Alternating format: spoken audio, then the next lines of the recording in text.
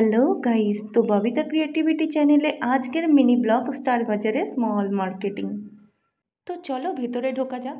স্টার্টিংয়েই তো security uncle ছিল, আমি তো একটা বাকেট নিয়ে নিলাম। চলো এরপর দেখা যাক কী কী বাজার করা যায়।